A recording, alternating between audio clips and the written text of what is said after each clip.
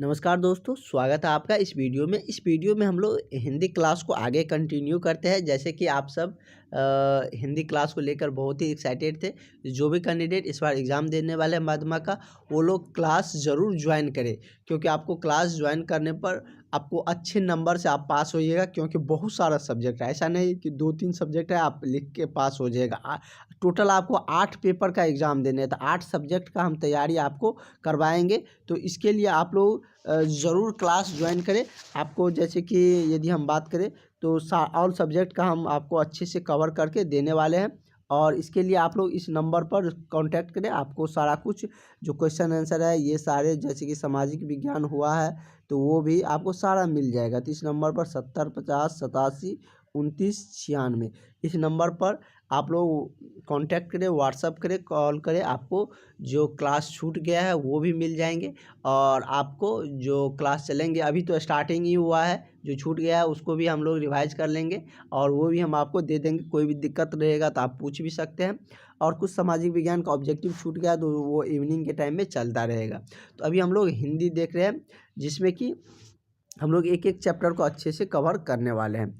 तो चलिए, हम लोग जैसे कि यहाँ पर ये सब हम लोग डिस्कस कर चुके थे पिछले क्लास में, किस तरीके से इसका क्वेश्चन लिखना है, किस तरीके से सब क्वेश्चन के लिए हमने आपको एक ट्रिक बताए थे। क्योंकि आप सबको हमें पता है कि आप सब किस मतलब लेवल से आते हैं, कैसे। इसमें से बहुत सारे तो अच्छे होंगे, मतलब पढ़े होंगे, बहुत सारे ऐसे होंगे कि अभी तक कुछ नहीं पढ़े होंगे।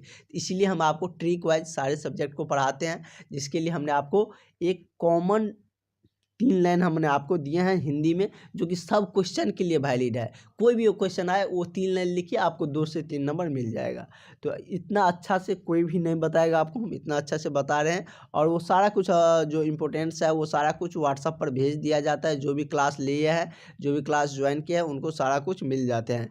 तो क्लास अभी ज्वाइन कर लीजिएगा, ये नहीं बाद में सब बोलिएगा कि हमें कम नंबर आया या हम फेल हो गए। क्योंकि पिछली बार ऐसे ही हुए थे, कुछ अभ्यर्थी ज्वाइन नहीं किए थे और बाद में कॉल कर रहे थे कि सर मेरा इतना ही नंबर आया, ये हो गया, कैसे अब पास होंगे। तो रिजल्ट आने के बाद कोई कुछ भी नहीं कर सकता, फिर आपको 1 साल इंतज़ार करना ही पड़ेगा।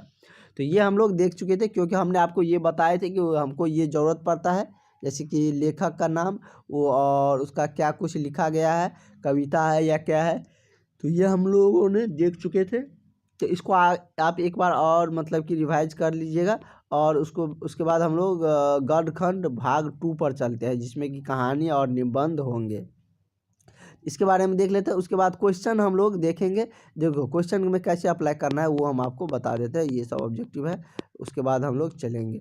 तो जैसे कि मान के चलिए कि ये तो 1 नंबर का है, इसलिए यहाँ पर लिख दिए गए।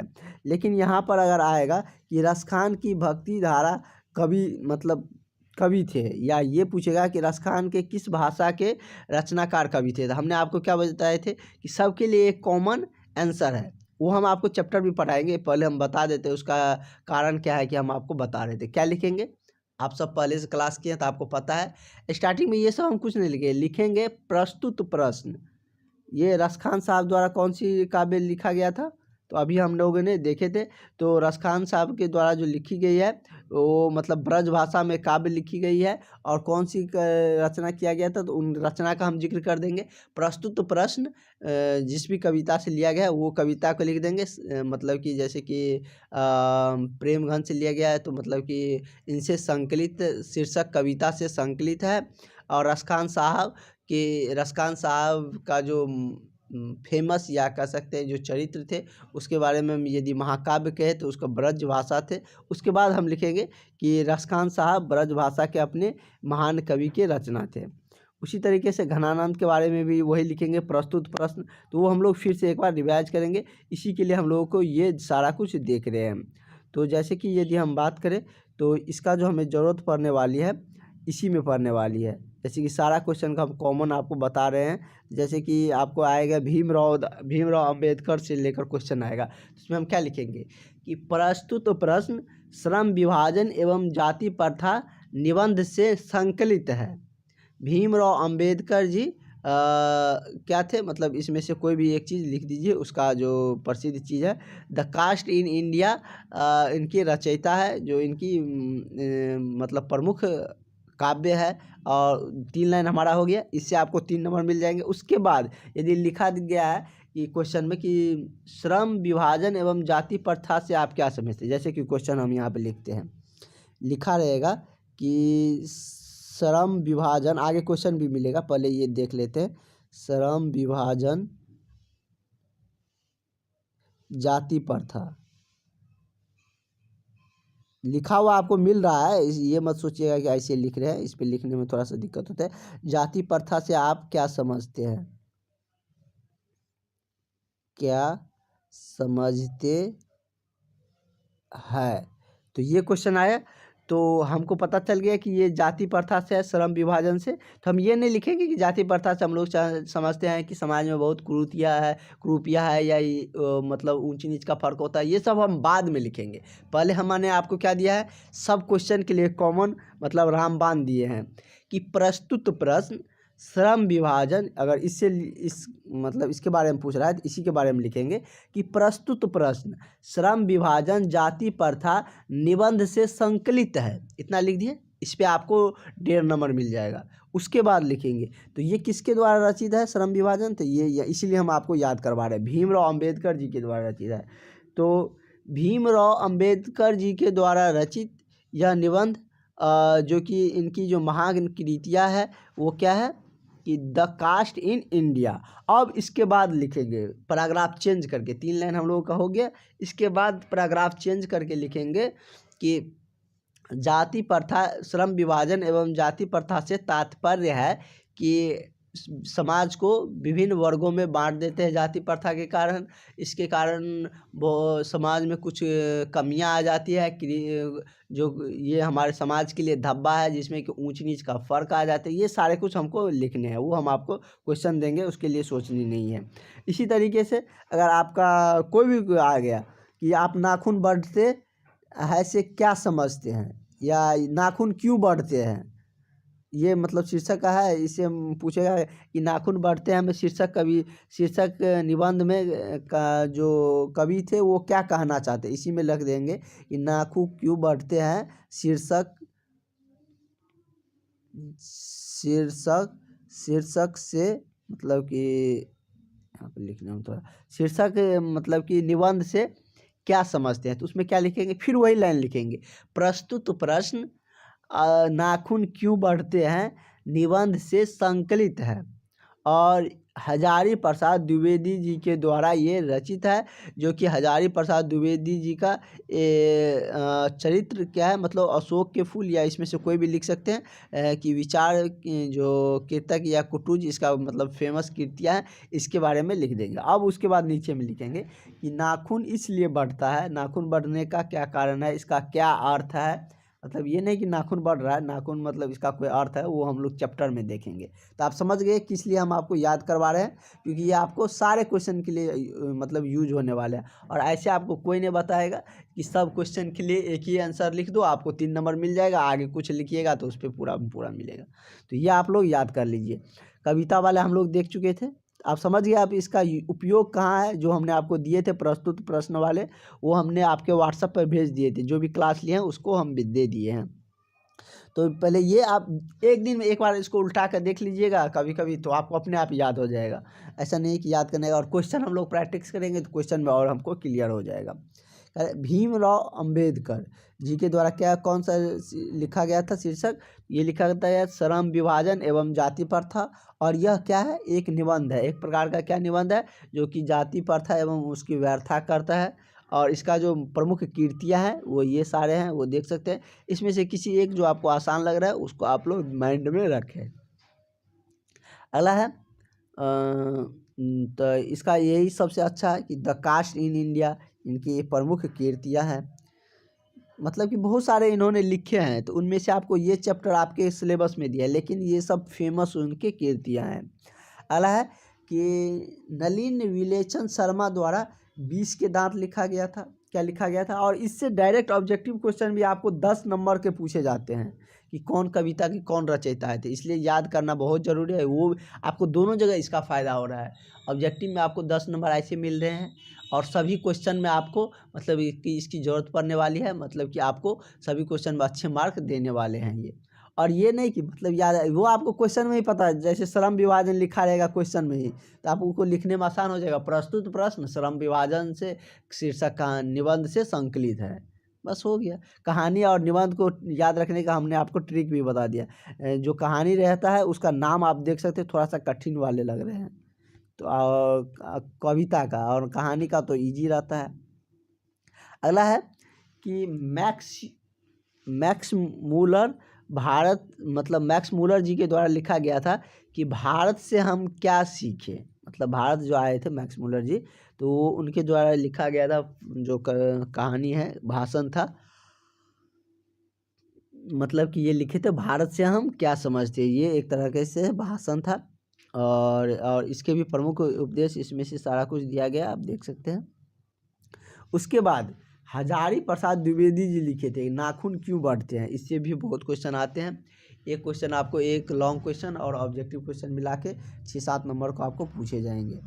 हजारी प्रसाद द्विवेदी जी द्वारा लिखा गया नाखून क्यों बढ़ते हैं, किसके द्वारा लिखा गया है, तो ये हजारी प्रसाद द्विवेदी जी के द्वारा ये लिखा गया है। और ये क्या है, निबंध है, क्या है, एक प्रकार का ललित निबंध है, जो कि मानववाद को लेकर इसमें सारा कुछ चर्चा किया गया है। और इसका मतलब कि प्रमुख कीर्तियां देखें तो क्या है, अशोक के फूल। उसके बाद है गुणाकर मूल्य, जो नागरी लिपि के एक निबंध लिखे थे। नागरी लिपि आपके शीर्षक का नाम होंगे, जो कि गुणाकर मूल्य जी के द्वारा लिखा गया है, और ये एक प्रकार का निबंध है। और इसकी महान कीर्ति आप देख सकते हैं, प्राचीन भारत, महान वैज्ञानिक, इस तरीके से इसका प्राचीन मतलब कि इसका प्रमुख कीर्तियाँ है। अगला है कि अमरकांत जी के द्वारा क्या लिखा गया, तो बहादुर भी कहानी बहुत अच्छा इंटरेस्टिंग कहानी है, ये भी हम आपको सुनाएंगे। अमरकांत जी के द्वारा क्या लिखा गया था, बहादुर। तो ये मतलब क्या है, एक तरीके से कहानी है, जो कि बहादुर निर्मल किशोर इसके बारे में, मतलब ये जो कैरेक्टर है, एक बहादुर नाम रहता है, एक निर्मल रहता है, एक किशोर रहता है, इस कहानी का कैरेक्टर है। और इसमें मतलब इसका जो प्रमुख कीर्तियां हैं वो यहाँ पर देख सकते हैं, देश के लोग, मौत के नगर। अगला है कि रामविलास शर्मा जी के द्वारा परंपरा का मूल्यांकन लिखा गया है, जो कि एक प्रकार का निबंध है। और इनका जो प्रमुख कीर्तियां वो क्या है, हरिश्चंद्र, प्रेमचंद्र और उनका जो कार्य था, ये सारा कुछ दिया गया है। उसके बाद है रश्मि वाजपेयी जी द्वारा क्या लिखा है, जीत जीत मैं निखरत जाऊँ, यह एक प्रकार का साक्षात्कार है, जो कि किसके द्वारा लिखा गया है, तो रश्मि वाजपेयी जी के द्वारा ये लिखे गए हैं। तो आप देख सकते हैं रश्मि वाजपेयी जी के द्वारा ये लिखा गया है, जो कि एक मतलब कि साक्षात्कार है। और इसका मतलब कि इसमें बिरजू महाराज जी का रेखा चरित्र किया गया था। बिरजू महाराज एक क्या थे, नृतज्ञ थे, उसके मतलब कि कला से संबंधित थे, उसके बारे में हम लोग पूरी डिटेल्स में जानेंगे। अगला है कि अशोक वाजपेयी अविन्यो, मतलब इसका लेखक है, अविन्यो का अशोक वाजपेयी। और ये क्या है, एक प्रकार का यात्रा वृतांत है, क्या है, एक प्रकार का यात्रा वृतांत है। इसका प्रमुख कीर्तियाँ क्या है, एक पतंग अनंत में, क्या है, एक पतंग अनंत में। इन सारे की जरूरत पड़ेगा। अभी आप लोग 2-3 बार रिवाइज करिए, याद नहीं हो रहा है तो आपको क्वेश्चन प्रैक्टिस करते करते याद हो जाएगा। हम आपको इतना प्रैक्टिस करवाएंगे ना कि आपको खुद ब खुद याद हो जाएगा।